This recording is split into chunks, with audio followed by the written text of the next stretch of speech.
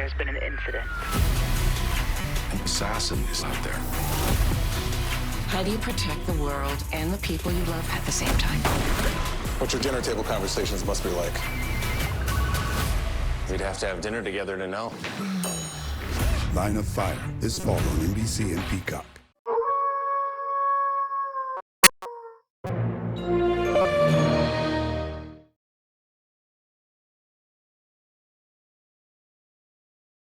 NBC4 News at 11.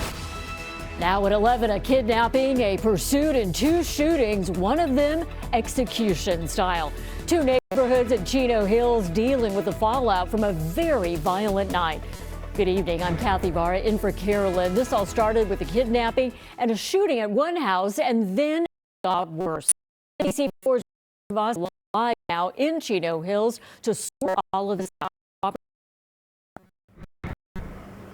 And Kathy, we are standing on the street where it all began here in Chino Hills. But I also want to direct your attention to News Chopper 4 flying over Irvine tonight as the investigation is now centered there as well. And a warning, some of what you are about to see, some of what you are about to hear, you may find disturbing as we try and piece together the story of a man willing to silence another, willing to kill another, even if it meant losing his own life. It is what you would expect when someone dies, people arriving at a home to console a grieving family. But what happened here in this Chino Hills neighborhood was unexpected. It was like shocking. It has prompted an investigation spreading to 3 separate locations in 2 counties. It starts here in San Bernardino County last night at this Chino Hills home. A 60-year-old man allegedly kidnapped. We heard a couple of shots and somebody was help me. 2 men put him in the trunk of a car and take off, but they don't get far. The speeding vehicle failing to stop for police. A short pursuit ending at a second location in Chino Hills, just a few miles away. Now, this is home security video of what happens next. A 67-year-old man gets out on the right side of the car, puts his hands up, and surrenders. The driver, also 67, walks to the back of the car, opens the trunk, and investigators say shoots the kidnapped man just as deputies shoot and kill the driver. They were basically telling him to get down, keep your hands down, whatever the case was. And it sounded like whoever it was wasn't listening. Debbie Maki, who lives nearby, providing NBC4 tonight with the audio. It begins with police sirens and the chase coming to an end, and then the confrontation between police and that armed driver.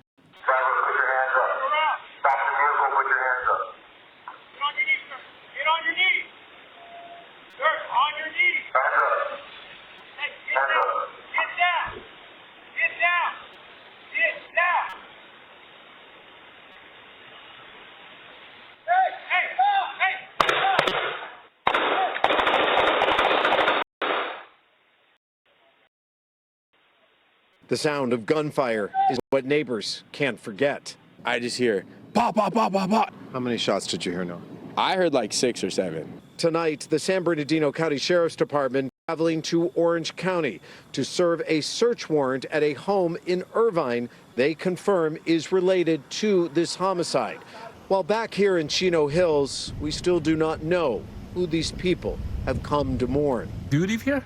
No, I don't. I'm just looking for my uncle. Earlier today, this man, unaware of the events that unfolded, at the home he said belongs to his uncle and his family that includes 3 children. We do not know if this is the same person who was taken from the home, kidnapped, and executed, even as deputies tried to rescue him. Moving forward now, we are going to have to really rely on the San Bernardino County Sheriff's Department to provide us with many details, because those inside of the home here behind me have made it clear tonight they have nothing to say after the man who allegedly lives inside of that home and his alleged killer died at a scene just a few minutes from where I'm standing. In Chino Hills, I'm Robert Kovacic. Kathy, that's the latest from here. Robert, thank you. We're going to turn to the weather now. Take a live look at Century City. This is from our camera in Hollywood, and you can see a little bit of fog there in the background. Meteorologist David Bigger is here with a check of the first alert forecast. Well, Kathy, that's just the tiny little bit of marine layer that's trying to push in, but it's not getting very far inland. It's right along the LA County coastline. We've got some around Orange County as well.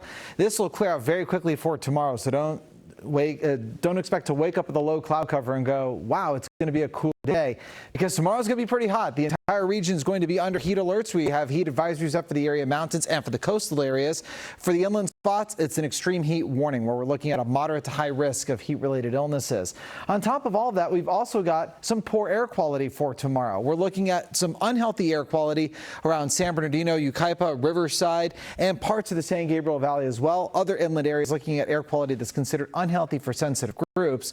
And on top of all of this, we've also got rough surf along the coastline. We've got 5 to 8 foot waves, and we have a coastal flood advisory. We might see some more minor coastal flooding as we get into tomorrow night.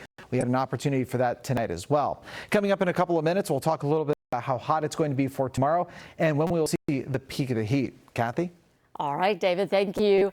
Pursuit of a person wanted for human trafficking ended with a crash right as rush hour began. It happened on the eastbound side of the 105 in South LA. The car ended up on its side, trapping the driver. A tow truck flipped the car back over, and officers took him into custody before sending him to the hospital. All lanes of the 105 eastbound were closed for about an hour. The LAPD is looking for a man accused of sexually assaulting a woman in Valley Village. We want to show you a photo of the man.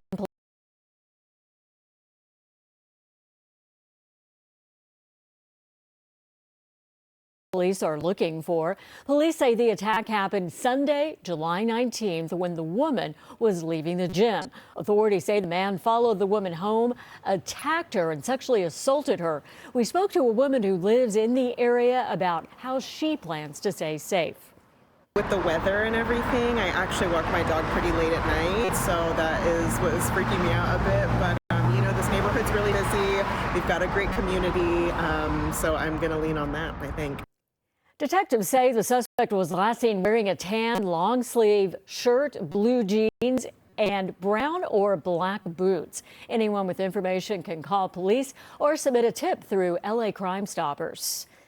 New tonight, many people in Crenshaw say a project that was supposed to celebrate their culture and their history has instead done years of damage to their neighborhood. Neighbors say the Destination Crenshaw project is taking away their parking and it's hurting local businesses. NBC4's Keenan Willard shows us why the community says they need answers. In a packed church sanctuary, people who live and work in Crenshaw lifting their voices against a project that was supposed to support them. It's been frustrating seeing people's lives impacted, seeing businesses impacted. They say the problem is Destination Crenshaw, an effort led by LA City Council President Marquise Harris Dawson. The project was designed to be an open-air museum in 1.3-mile-long corridor along Crenshaw Boulevard, honoring the history of the black community in Los Angeles. The plans included an outdoor park that was originally supposed to open in 2023. 3 years later, the Destination Crenshaw corridor is construction. Businesses have gone under, waiting for this project to finish. Others are teetering on bankruptcy and insolvency.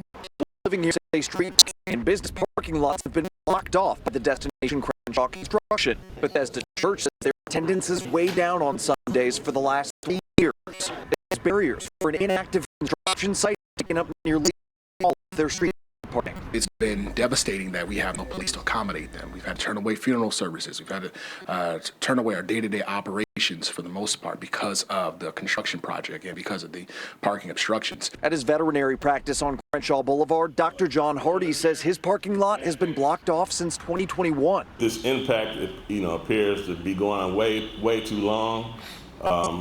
Something needs to be done. It has to be concluded. And we also have to have some type of compensation.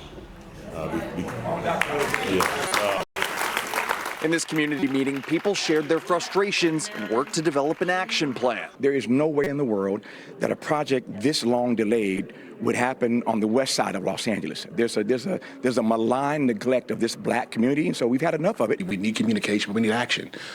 This project is now going on year 5. NBC4 reached out to Councilman Marquis Harris Dawson for a response to the community's concerns and to ask for an update on when the project is expected to be finished. In a statement, Dawson says the concerns of businesses and residents in the Crenshaw district are critical. My office will work with Destination Crenshaw to address them. This project started with several community meetings and community input, and to be successful, we need our neighbors to know and feel that this project is for them and to build a prosperous future.